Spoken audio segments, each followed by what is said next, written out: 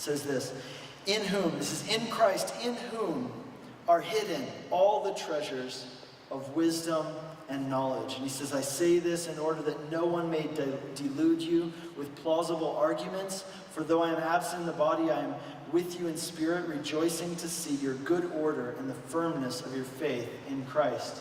Again, like I said a minute ago, the Colossian Laodicean Christians were actually doing pretty great. Like they weren't in full crisis mode by any means. In fact, he says here, I commend you guys, I rejoice over this, you are standing firm in your faith, that's awesome.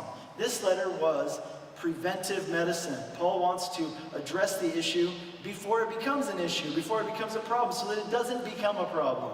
And here's his big point in verse 3, in which he's directly addressing the teaching that was going around in the area of Colossae.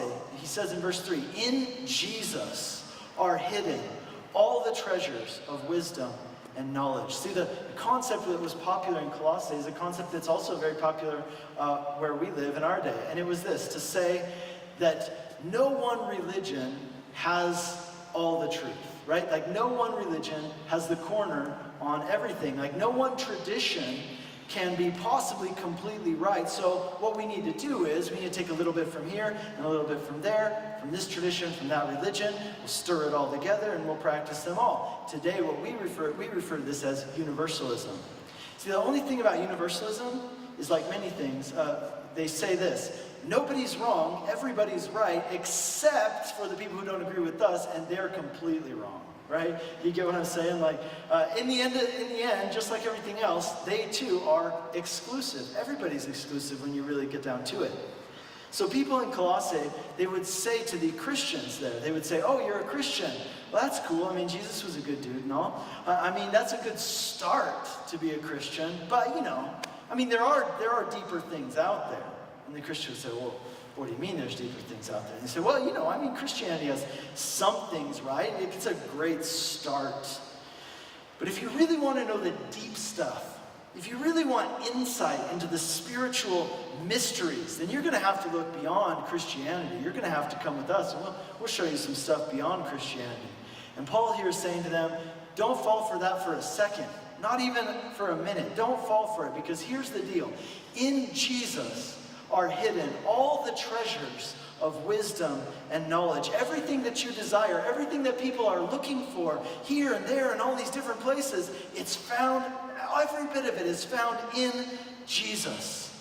He says these people, they don't realize it because they don't really know who Jesus is. They don't understand. They think Jesus was just a teacher of morality, but in fact, he was so much more than that. He says down in verse 9, if you look down, he says, in Jesus, the whole fullness of deity dwells bodily. He was more than just a teacher of morality. In him is hidden all the treasures of wisdom and knowledge. I read a story about William Randolph Hearst.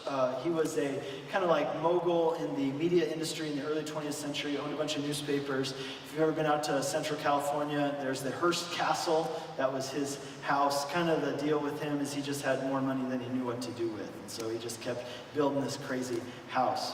But here's the story, and I hear that it's true. One day he was looking through a book of famous artwork, and a particular painting caught his eye, and he said, I want that painting. So he called his aides in, and he told them, I want this painting for my collection.